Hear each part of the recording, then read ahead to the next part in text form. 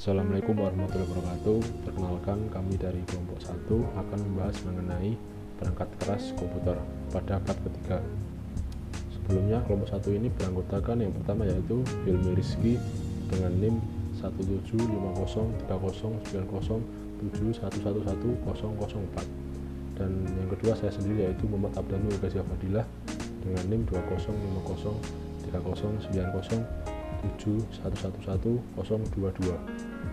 Baik, yang pertama membahas mengenai gambaran luas komputer. Saat ini komputer dipandang sebagai bentuk teknologi manusia yang digunakan untuk mengakses internet, mendengarkan musik, melihat video, melihat gambar, dan bisa digunakan dalam kegiatan sehari-hari atau hiburan. Sebuah komputer telah direduksi menjadi perangkat yang tidak lagi membutuhkan pengalaman atau pembelajaran sebelumnya untuk mengoperasikannya. Cukup berbanding terbalik dengan hari-hari sebelumnya. Komputer ini diperluas dalam perspektif yang berbeda. Yang pertama yaitu komputer merupakan mesin operasi umum khusus yang digunakan untuk perdagangan, pendidikan, dan penelitian. Yang kedua, komputer merupakan mesin pengoperasian umum khusus yang digunakan untuk pelatihan, pendidikan, dan pelaporan. Yang ketiga, komputer merupakan mesin yang bisa dioperasikan khususnya untuk penelitian rekayasa teknologi. Dan yang keempat, komputer merupakan mesin kantor rumit yang dikerjakan dengan upaya luar biasa untuk memudahkan tenaga kerja. Baik, kemudian membahas mengenai konsep sistem komputer. Sebuah sistem komputer terdiri dari dua bagian. Yang pertama, perangkat keras. Perangkat keras merupakan alat fisik yang diperlukan untuk menggunakan, memanipulasi, membuat, dan menyimpan data. Berikutnya yang kedua yaitu perangkat lunak. Perangkat lunak merupakan sebuah instruksi terkomputerisasi yang mengoperasikan komputer dengan memanipulasi data dan mengeksekusi perintah tertentu. Selanjutnya yaitu mengenai jenis-jenis komputer. Yang pertama, jenis komputer analog. Komputer analog merupakan suatu komputer yang bertujuan khusus untuk memproses data kontinu dan mewakili variabel dengan fisik kuantitas. Jadi, komputer ini akan memecahkan masalah dengan menerjemahkan kondisi fisik seperti aliran, suhu, tekanan, posisi sudut, dan perintah tertentu. Kemudian yang kedua, komputer digital. Komputer digital mewakili kuantitas fisik dengan bantuan angka.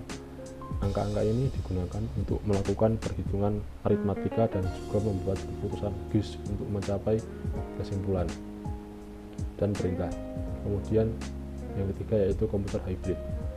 Komputer hybrid digunakan secara luas sistem kontrol proses di mana perlu untuk memiliki representasi dekat dengan dunia fisik, dan sistem hybrid ini memberikan presisi yang baik yang dapat dicapai dengan komputer analog dan lebih besar terkontrol yang memungkinkan dengan komputer digital. Baik, selanjutnya membahas mengenai klasifikasi komputer. Yang pertama yaitu klasifikasi berdasarkan ukurannya.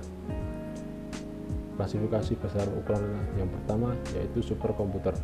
Superkomputer merupakan komputer yang sangat canggih yang digunakan untuk tugas-tugas yang sangat khusus seperti penelitian ilmiah. Superkomputer ini terbilang punya harga yang sangat mahal karena digunakan untuk aplikasi khusus pada banyak jumlah perhitungan matematis yang rumit. Kemudian komputer mainframe. Komputer mainframe merupakan jenis komputer multipengguna yang kuat dan berukuran besar yang dapat mendukung program bersamaannya. Artinya yaitu komputer ini dapat melakukan tindakan atau proses yang berbeda secara bersamaan. Komputer mainframe dapat menjadi proses pemakaian yang digunakan oleh ratusan atau ribuan pengguna pada saat yang bersamaan. Selanjutnya yaitu komputer mini. Komputer mini merupakan jenis komputer multi pemrosesan yang berukuran sedang dan dapat melakukan tindakan secara bersamaan dengan waktu dan dapat mendukung 4 hingga 200 pengguna secara bersamaan. Selanjutnya yaitu komputer workstation. Komputer workstation merupakan komputer pengguna tunggal yang kuat. Komputer ini memiliki kapasitas untuk menyimpan dan memproses dalam jumlah besar, tetapi hanya digunakan oleh satu orang pada waktu tertentu. Namun komputer workstation ini biasanya dihubungkan bersama dalam membentuk jaringan komputer yang disebut dengan jaringan area lokal. Selanjutnya yaitu komputer pribadi atau personal komputer. Personal komputer ini merupakan mikrokomputer di mana jenis komputer ini yang paling banyak digunakan oleh masyarakat saat ini. Komputer pribadi juga dapat dikatakan sebagai komputer yang berukuran kecil dan harganya relatif murah karena dirancang untuk pengguna individu. Selanjutnya mengenai klasifikasi berdasarkan fungsi. Yang pertama yaitu server. Server biasanya mengacu pada komputer yang didedikasikan untuk menyediakan layanan. Misalnya komputer yang digunakan ke dalam database dapat disebut dengan server database. Kemudian server yang mengelola banyak koleksi file yaitu server file. Kemudian server yang memproses halaman web dan aplikasi web disebut dengan server web. Baik, yang kedua yaitu workstation. Workstation adalah komputer yang dimaksudkan untuk melayani satu pengguna dan mungkin berisi peningkatan perangkat keras khusus. Yang ketiga itu peralatan informasi. Peralatan informasi merupakan komputer yang dirancang khusus untuk melakukan fungsi ramah pengguna tertentu seperti memutar musik, fotografi, dan mengedit. Kemudian yaitu komputer tertanam. Komputer tertanam merupakan komputer yang merupakan bagian dari mesin atau perangkat komputer. Komputer tertanam umumnya menjalankan program yang disimpan dalam memori non-volatil dan hanya dimaksudkan untuk mengoperasikan mesin tertentu. Selanjutnya, klasifikasi komputer berdasarkan generasi. Baik, yang pertama yaitu tabung vakum generasi pertama pada tahun 1940 hingga 1956. Komputer angkatan pertama ini memakai tabung vakum pada sirkuit dan drum magnetik pada memori. Bentuk komputer ini sangat besar sehingga memakan banyak ruangan. Komputer ini terbilang harganya sangat mahal untuk dioperasikan dan tenaganya sangat banyak. Yang kedua yaitu transistor generasi kedua pada tahun 1956 hingga 1963. Transistor pada generasi kedua ini dinilai menggantikan tabung vakum dan menjadi komputer angkatan kedua. Transistor ditemukan pada 1947 dan jauh lebih unggul daripada tabung vakum pertama yang membuat komputer menjadi lebih murah, lebih kecil, lebih cepat, dan lebih hemat energi. Transistor generasi kedua juga disebut dengan komputer yang masih mengandalkan kartu berlubang pada input dan cetakan pada output. Yang kedua yaitu sirkuit terpadu generasi ketiga pada tahun 1964 hingga 1971.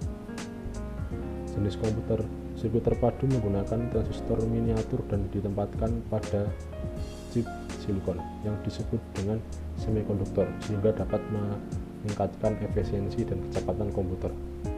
Pada komputer ini penggunaan berinteraksi dengan komputer generasi ketiga yang menggunakan keyboard dan monitor yang dapat dihubungkan dengan sistem operasi. Yang keempat yaitu mikroprosesor generasi keempat pada tahun 1971 hingga sekarang. Komputer ini menggunakan chip Intel 4004 yang dikembangkan pada tahun 1971 dan meletakkan semua komponen komputer dari pemrosesan pusat unit atau memori ke dalam kontrol input atau output. Yang kelima atau terakhir yaitu kecerdasan buatan generasi kelima, itu dikembangkan pada zaman sekarang dengan kondisi perangkat komputer generasi kelima yang berbasis kecerdasan buatan, dan ternyata ini masih dalam proses pengembangan. Tujuan dari komputer generasi kelima ini yaitu untuk mengembangkan perangkat dalam merespon inputan bahasa alami sehingga dapat belajar dan mampu mengatur pengoperasian dari perintah pengguna. Pengembangan baru di komputer. Yang pertama, laptop. Laptop merupakan bentuk pengembangan komputer pribadi yang berbentuk kecil, dapat dibawa-bawa dan penempatan yang efisien. Laptop terdiri dari satu perangkat yaitu papan tombol, mikroprosesor, layar tampilan, dan juga baterai simpan. Yang kedua, ada headphone atau komputer genggam. Komputer genggam atau disebut asisten digital pribadi PDA merupakan komputer bertenaga baterai yang sesuai dengan genggaman tangan manusia. Komputer genggam dinilai tidak secepat desktop atau laptop, tetapi juga mempunyai fitur dalam melacak alamat, menelpon, mengambil foto, membantu kebutuhan manusia akses internet, dan bermain game. Lalu yang ketiga, komputer tablet. Komputer tablet adalah jenis komputer yang mengkombinasikan fitur laptop dan handphone. Komputer tablet dinilai sangat kuat, cepat, dan memiliki layar seperti tablet. Seperti perangkat genggam, tablet memungkinkan membuat catatan atau menggambar langsung di layar, biasanya dengan pena tablet. Lalu ada palm top. Komputer ini berbentuk kecil yang benar-benar pas di telapak tangan, dan palm top sangat terbatas karena tampak seperti buku telepon. Palm top merupakan pena dan keyboard dalam menginput, serta biasanya palm top tidak termasuk pada disk drive. Tetapi palm top banyak terisi slot PCMCIA yang dapat memasukkan memori, disk drive modern, dan perangkat lainnya. Yang berikutnya ada komponen komputer. Yang pertama, unit pemrosesan pusat atau Central Processing Unit.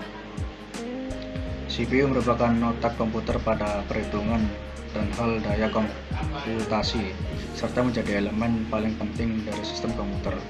Pada mesin komputer, CPU memiliki satu atau lebih papan sirkuit tercetak.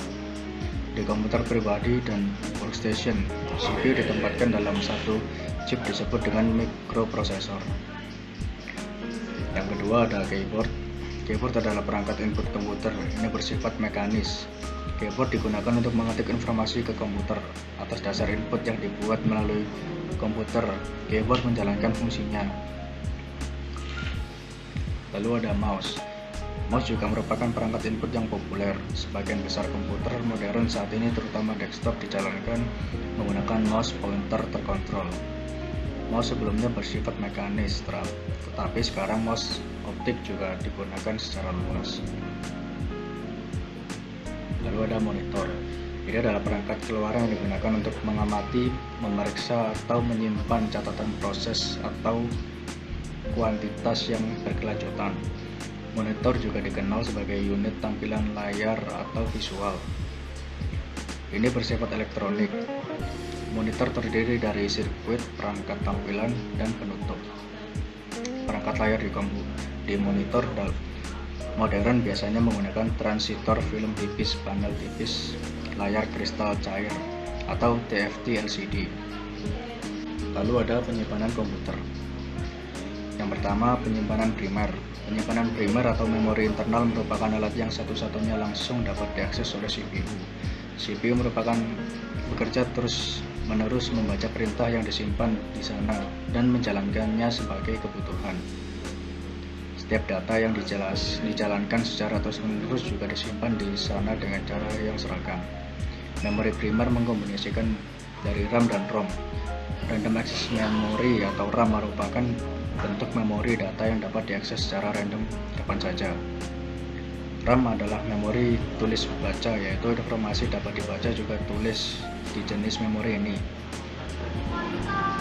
RAM disebut sebagai memori volatil dan menghilang ketika daya dimatikan, sedangkan ROM merupakan bentuk memori data di komputer, tetapi perangkat elektronik ini sulit diprogram ulang. Yang kedua ada penyimpanan sekunder atau memori sekunder. Memori penyimpanan tambahan, juga dikenal sebagai memori penyimpanan sekunder, adalah memori eksternal ke CPU. Memori ini juga dikenal sebagai penyimpanan tambahan atau penyimpanan sekunder. Perangkat penyimpanan sekunder adalah penyimpanan media yang menyimpan informasi sampai dihapus atau ditimpa, misalnya floppy disk drive atau hard disk drive merupakan contoh perangkat memori sekunder. Lalu peripheral komputer. Yang pertama, perangkat input meliputi kamera web, kamera video yang memunculkan gambarnya secara real time ke komputer atau jaringan komputer dihubungkan melalui internet, USB atau WiFi. Yang kedua ada game recorder, perangkat elektronik yang menggabungkan video kamera dan perekam video menjadi satu unit, biasanya untuk perekaman video konsumen di luar studio. Ada juga mikrofon, transducer atau sensor akustik ke listrik yang mengkonversi suara menjadi sinyal listrik. Mikrofon digunakan dalam banyak aplikasi seperti alat bantu dengar, tape recorder, telepon, sistem karaoke, produksi film, teknik audio langsung dan rekaman. Lalu ada radio FRS, alat perekam suara VoIP, dan untuk tujuan non-akustik seperti pemeriksaan sensor tekan.